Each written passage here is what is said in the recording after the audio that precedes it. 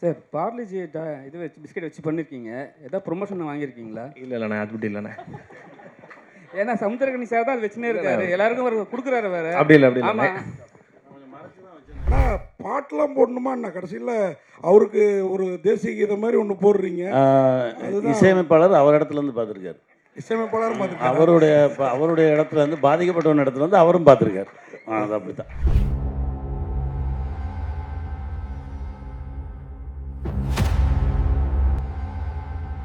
எல்லோருக்கும் வணக்கம். சினிமாவையும் எங்களை போன்ற வளர்ந்து வரும் கலைஞர்களையும் மக்களிடம் கொண்டு சேர்க்கின்ற பத்திரிகையாளர்கள் அனைவருக்கும் பணிவான வணக்கங்கள்.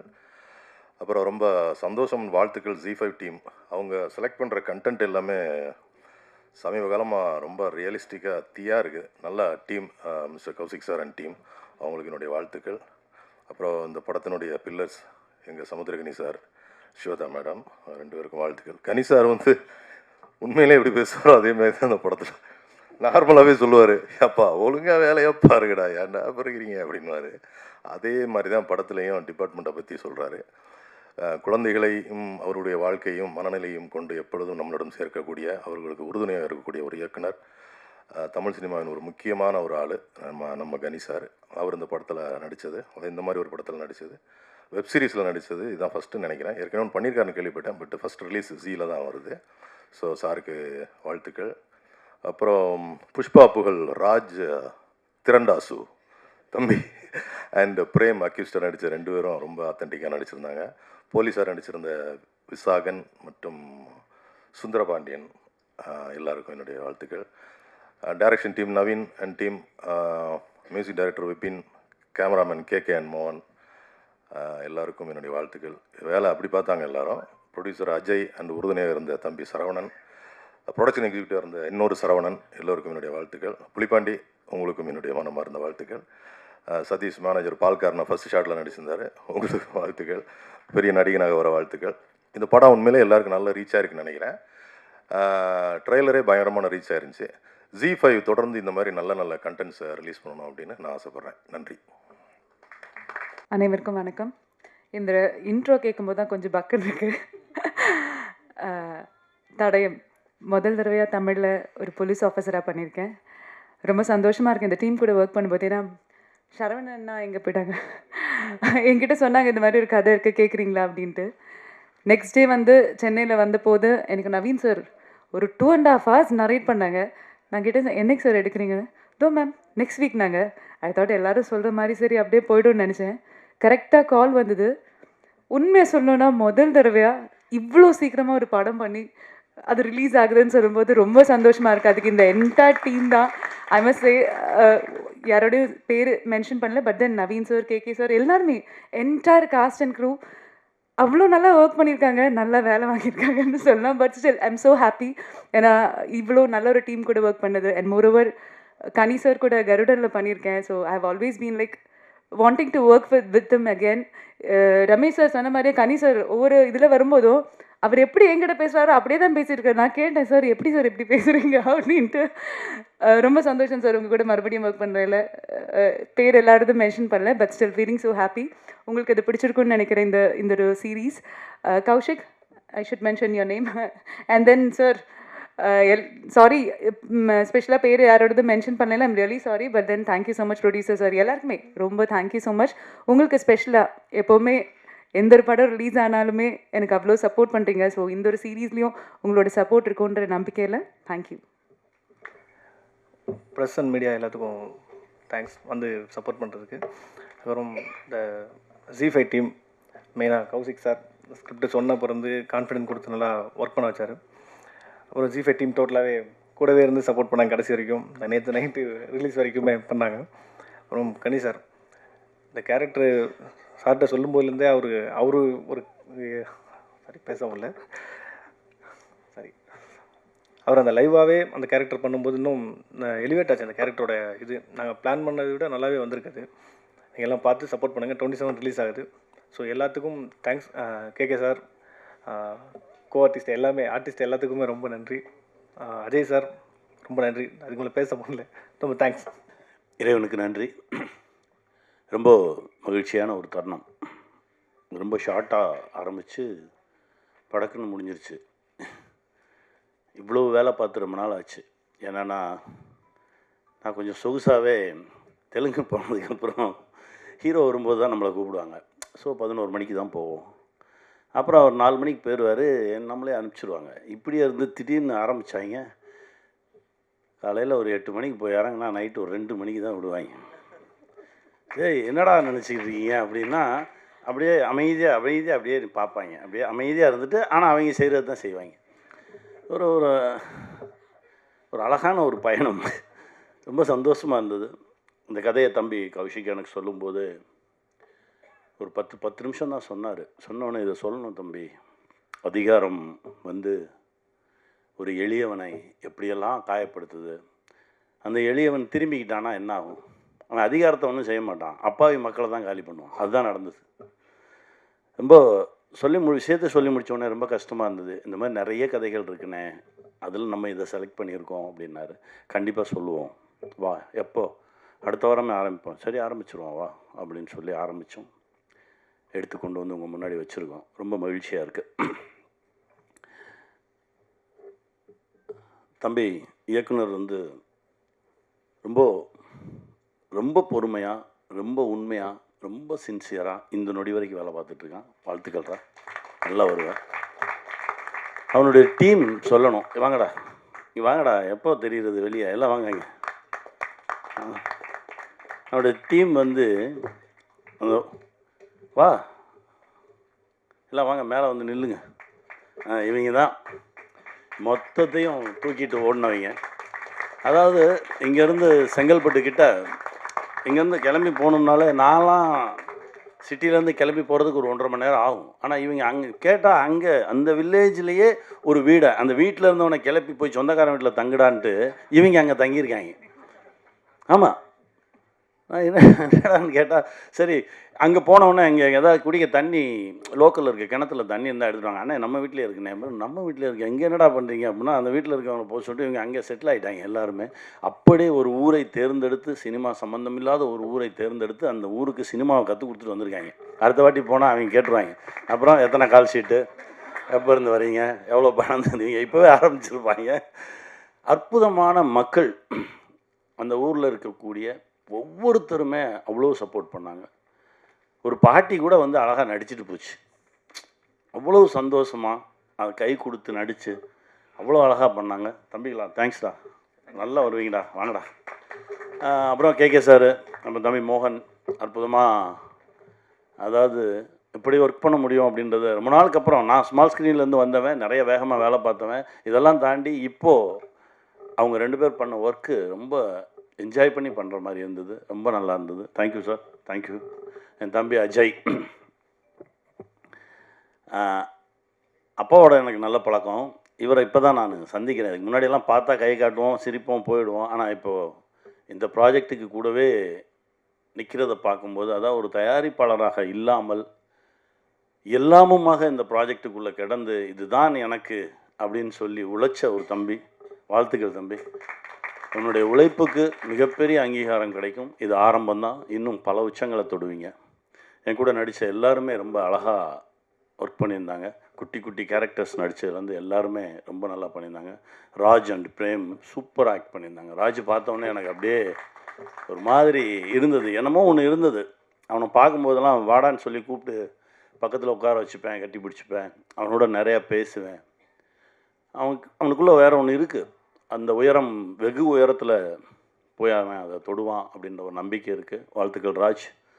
சிவதா மேம், இப்போ தான் நீங்கள் ஆசைப்பட்ட இடத்த நோக்கி நடந்துகிட்ருக்கீங்கன்னு நினைக்கிறேன். ஏன்னா உங்களுக்குள்ளே எவ்வளோ திறன் இருக்குது அப்படின்றத நான் வந்து கருடன்லேயும் பார்த்தேன், இதுலேயும் பார்த்துருக்கேன். இன்னும் நிறைய கதவுகள் உங்களுக்கு திறக்கும், நல்ல நல்ல கதைகள் கிடைக்கும். ரொம்ப நல்லா நீங்கள் ஆசைப்பட்ட படைப்புகள் எல்லாமே உங்களுக்கு கிடைக்கும். வாழ்த்துக்கள். அப்புறம் நடித்த ஒவ்வொரு அதிகாரிகள், எங்கள் அண்ணன் மூணா ரமேஷ் அண்ணன், அதான் சொன்னேன், விசாரணையில் பின்னாடியே நின்று இப்போ வரும்போதே திட்ட ஆரம்பிச்சிருக்கீங்க. இன்னும் அடுத்தடுத்து தளம், பெரிய பெரிய தளம் எங்கள் அண்ணனுக்கும் இருக்குது. எல்லாருக்கும் என்னுடைய மனமார்ந்த வாழ்த்துக்கள். தம்பி கௌஷிக், ஜி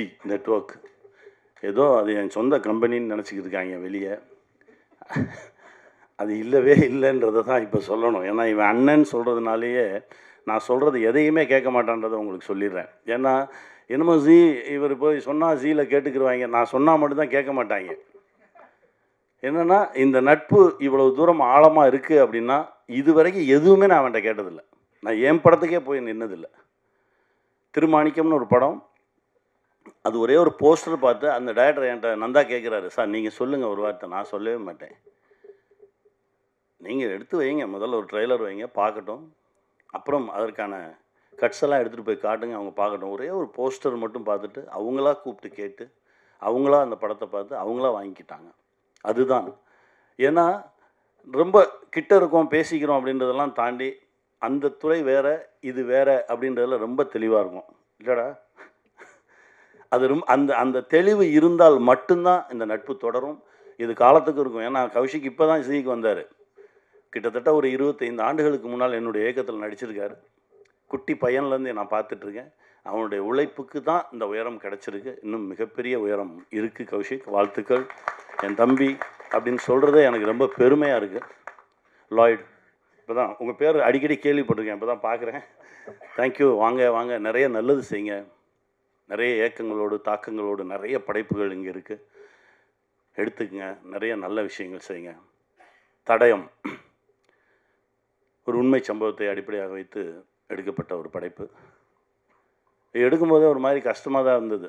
என்னடா இது ரொம்ப அழுத்தம், ஒரு சில படைப்பு தான் அழுத்தம். விசாரணை பண்ணும்போது அப்படி தான் அழுத்துச்சு. அந்த மாதிரி உளவியலாகவே அழுத்தின ஒரு படைப்பு. அது நீங்களும் உணர்ந்திருப்பீங்கன்னு நம்புகிறேன். கண்டிப்பாக இந்த படைப்பு மிகப்பெரிய வெற்றி பெறும். அதற்கு உங்களுடைய ஆசைகளும் துணைகளும் எங்களுக்கு வேணும். வெல்வோம். நன்றி. இருந்தது, கிரிப்பாக இருந்தது. வாழ்த்துக்கள். ஆனால் லாஜிக்காக நிறையா விஷயம் ஒரு போலீஸ் ஆஃபீஸரால் பாதிக்கப்படுறாப்புலன்னா முதல்ல அவன் பொண்டாட்டி தாலியாக இருக்காமல் ஊரில் 71 பேர் பொண்டாட்டி தாலியாக இருக்கிறதுலாம் தப்பு இல்லையா? என்ன தான் உண்மை சம்பவம்னாலும் இவ்வளோ 71 பேர் வீட்டுக்கு பூந்து அறக்க முடியுதுன்னா ஒரு போலீஸ்காரன் வீட்டு ஒய்ஃபையோ இதையோ அறுக்க மினிஸ்டரை முடியாது. ஓகே, போலீஸ்கார வீட்டுக்குள்ளார போடலாமே. இல்லைண்ணே, நடந்தது தான் சொல்லியிருக்கோம். Live okay. அதே மாதிரி அடுத்து படத்தில் வந்து ரொம்ப அழகாக போயிட்டுருக்குது. சின்ன சின்ன விஷயம் நீங்கள் சுவாரஸ்யத்துக்காக வச்சுருக்கீங்க, அது டிஸ்டர்ப் பண்ணுற மாதிரி இருக்குது. சமுத்திரகனி சார் வந்து பிஸ்கட்டை கொடுக்குறாரு அந்த பையனுக்கு, அப்புறம் ஏன் வாத்தியாரை மாற்றணுங்கிறாப்புல எனக்கு முடிக்கல. அதே மாதிரி இந்த ஜீப்பு அவர் பாடம் நடத்திட்டு இருக்காரு, போலீஸ் இன்ஸ்பெக்டர் அந்த அம்மாவும் அவரும் பக்கத்துலேயே ஜீப்பை நிறுத்திட்டு இருக்காங்க. அந்த உணர்வு கூட இல்லாமல் பசங்களோட பேசிகிட்டு இருப்பாரு. ஆனால் ஒரு போலீஸ் ஆஃபீஸர் வந்தால் ஒரு இது இருக்கும்ல. கண்டிப்பாண்ணே, அடுத்ததில் கண்டிப்பாக மாற்றிக்கிறேன். கொஞ்சம் இல்லை, கண்டிப்பாக அடுத்ததில் இந்த மாதிரி தப்புலாம் மாற்றிக்கிறேன். சார், பார்லிஜி இது வச்சு பிஸ்கெட் வச்சு பண்ணியிருக்கீங்க, ஏதாவது ப்ரொமோஷன் வாங்கியிருக்கீங்களா? இல்லைண்ணே, அது அப்படி இல்லைண்ணே. ஏன்னா சமுத்திரகனி சார் தான் அது வச்சுனே இருக்காரு, எல்லாருக்கும் ஒரு கொடுக்குறாரு வேற. அப்படி இல்லை, அப்படி இல்லை. ஆமாம் டேரக்டர் சார், இப்போ வந்து சமுத்திரகனி சாரை வந்து இந்த கேரக்டரில் போகிறதுக்கு எது உங்களுக்கு வந்து தூண்டுதலாக இருந்தது? ஏன்னா இது 2000 வந்த படம், சரி அந்த சம்பவம். ஆனால் வந்து அந்த ஒரு அரசியல்வாதியில் ஃபஸ்ட்டு வந்து பண்ணுவாங்க, அதில் ஏன் காட்டல? ஏன் நெக்ஸ்ட் சீரியஸில் பண்ண போகிறீங்களா? இல்லைண்ணா, மேபி அடுத்தது பிளான் பண்ணலாண்ணே. அந்த லைவ் மேட்ரு வந்து இப்போ இதில் காட்ட முடியாதுல்ல. இதில் வந்து அந்த ஃப்ளாஷ்பேக் என்ன எதுவும் ரிவீல் பண்ணல, அது ஹைடில் வச்சுருக்கோம். சமுத்திரகனி சார், இந்த சினிமாவில் அது வந்து 69 கொலை பண்ணவர் வந்து எப்படிப்பட்டவரும் தெரியும். அவருக்கு ஏன் இவ்வளவு சப்போர்ட் பண்ணுவீங்க, இவ்வளோ இது காமிக்கிறீங்க? ஏன்னா இந்த புஷ்பான்னு ஒரு படம், ஹீரோ வந்து சம்மரம் கடத்துவார், அப்பேற்பட்ட அக்யூஸ்டு. ஏன்னா அவருக்கு தான் தேசிய விருது கொடுத்தாங்க.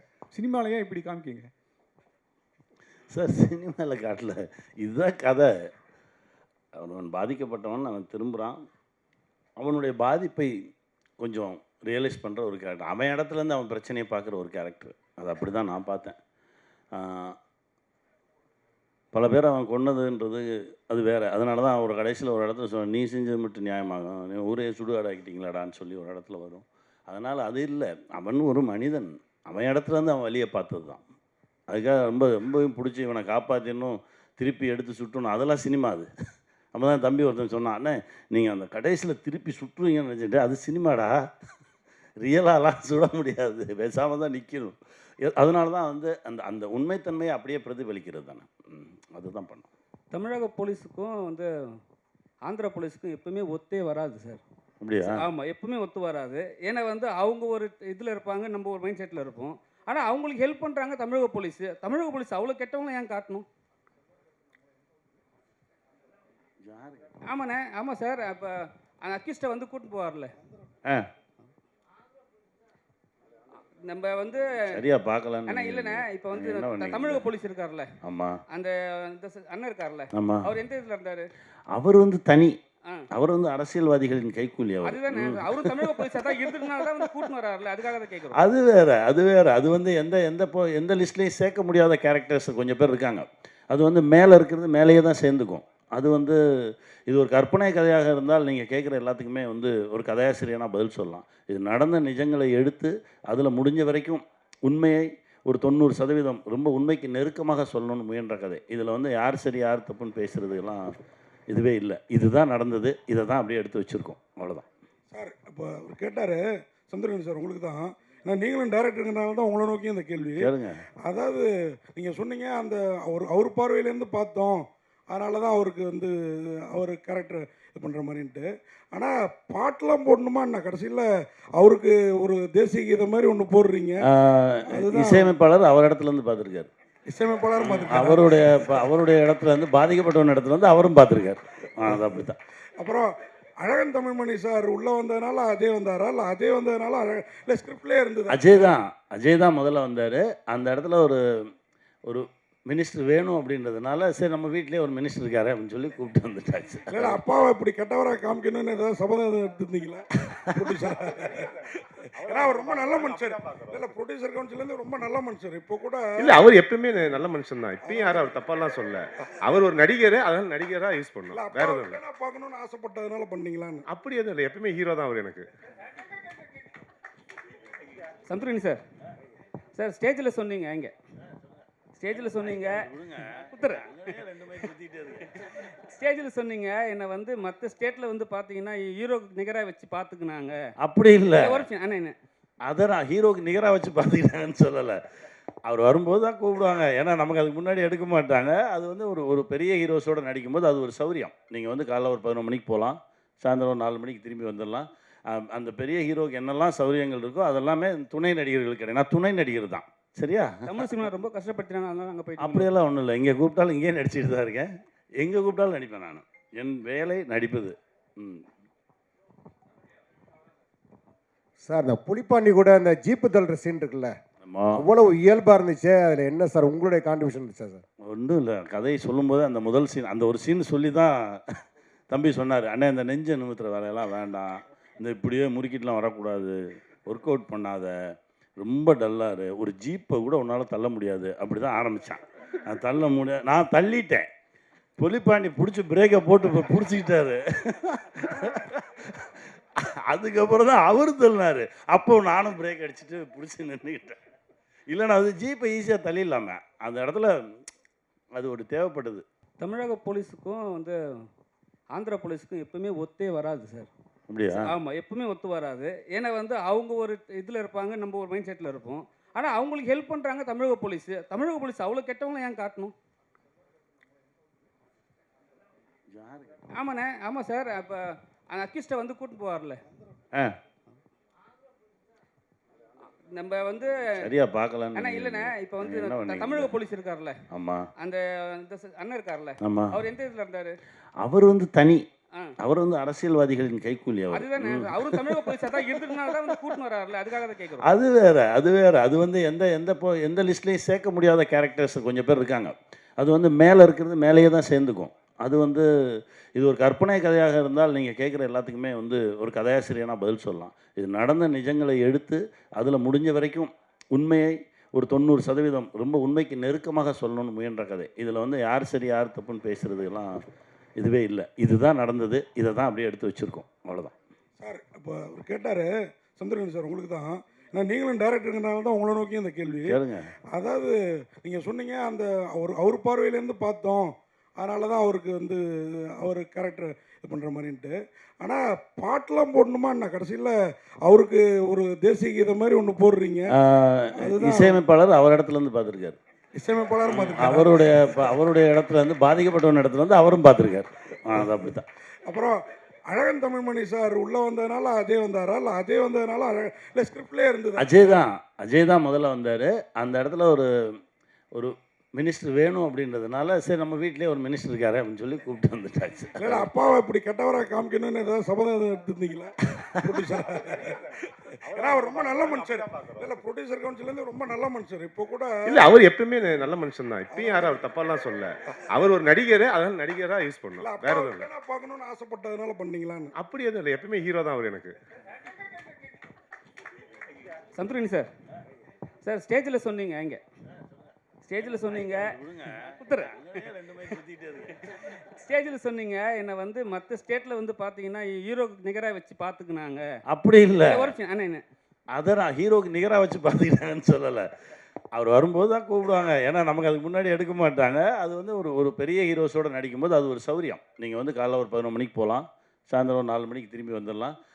அந்த பெரிய ஹீரோக்கு என்னெல்லாம் சௌரியங்கள் இருக்கோ அதெல்லாமே துணை நடிகர்களுக்கு கிடையாது. நான் துணை நடிகர் தான், சரியா? தமிழ் சினிமா ரொம்ப கஷ்டப்படுத்தினாங்க, அதனால அங்கே போய். அப்படியெல்லாம் ஒன்றும் இல்லை, இங்கே கூப்பிட்டாலும் இங்கேயே நடிச்சிட்டு தான் இருக்கேன்.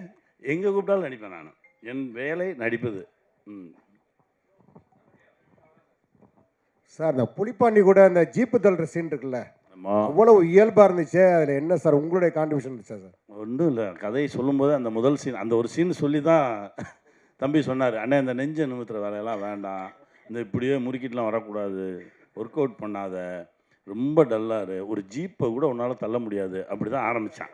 நான் தள்ள முடியாது, நான் தள்ளிட்டேன். புலிப்பாண்டி பிடிச்சி பிரேக்கை போட்டு பிடிச்சிக்கிட்டாரு. அதுக்கப்புறம் தான் அவர் தள்ளினார். அப்போ நானும் பிரேக் அடிச்சுட்டு பிடிச்சி நின்றுக்கிட்டேன். இல்லைன்னா அது ஜீப்பை ஈஸியாக தள்ளிடலாமே. அந்த இடத்துல அது ஒரு தேவைப்படுது. அது ஒரு சின்னமாக அந்த அந்த அலுப்போடு சேர்ந்த ஒரு நட்பும் நகைச்சுவையும், அது அவரும் நானும் நிற்கும்போது அவ்வளோ சந்தோஷமாக இருந்தது. அண்ணே நன்றிண்ணே.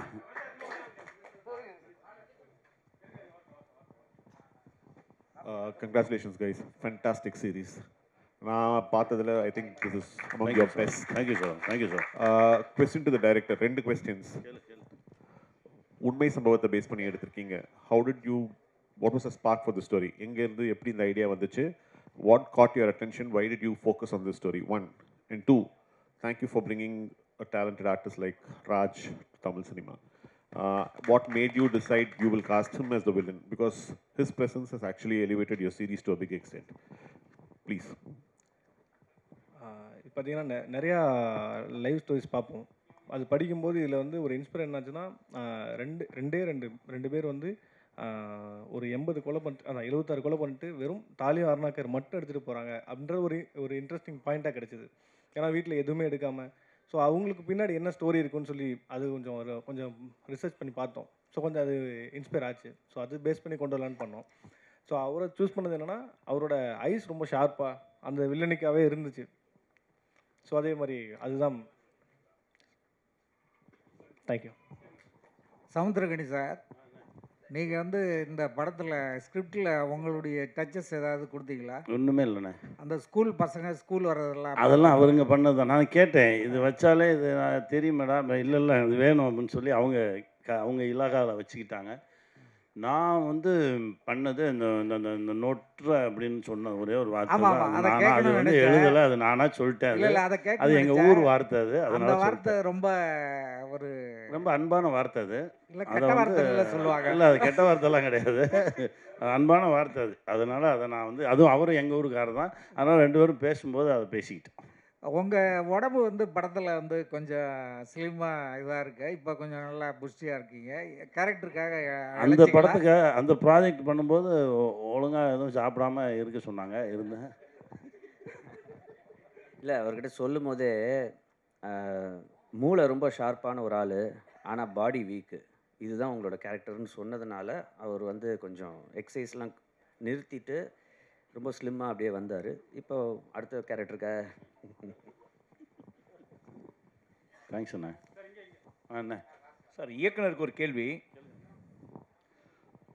சார். இந்த ஸ்டோரியை சூஸ் பண்ணதுக்கு வாழ்த்துக்கள் சார். ஒரு நல்ல ஸ்டோரி லைனு, பட் அதில் வந்து இருக்க குறைகளும் சொல்ல வேண்டியது எங்களோட கடமை. கண்டிப்பாக. பட் இவ்வளோ அழகான கதைக்கு வந்து திரைக்கதையில் கொஞ்சம் கோட்டை விட்டிங்களோன்னு இருக்குது. அதே மாதிரி பார்த்தீங்கன்னா வந்து ஆர்ட் டைரக்டர்கிட்ட சரியான வேலையை வாங்கலை அப்படின்றது கிளியர் கட்டாக தெரியுது.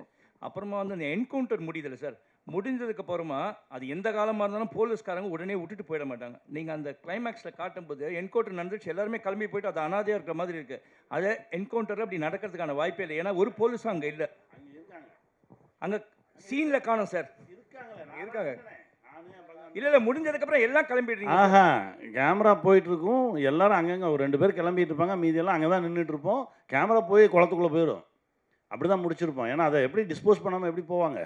ஓகே, அந்த சுமோ ஒன்று காமிச்சிங்களா சார், அந்த சுமோவில் பின்னால் வந்து அவ்வளோ கிளியராக ஃபோக்கஸ் பண்ணி காட்டுறீங்க. இது ஆர்ட் டைரக்டரோட மிஸ்டேக், நெக்ஸ்ட் டைம் கரெக்ட் பண்ணி. ஏன்னா இவ்வளோ அழகாக செலவு பண்ணி நீங்கள் பண்ணுறது, அந்த ஒரு நம்பர் பிளேட் அவ்வளோ பெரிய நம்பர் பிளேட் வச்சுட்டு பின்னால் ஒரு சின்ன நம்பர் பிளேட்டை பெயிண்ட் பண்ணியிருக்காங்க. அது அவ்வளோ கிளியராக தெரியுது.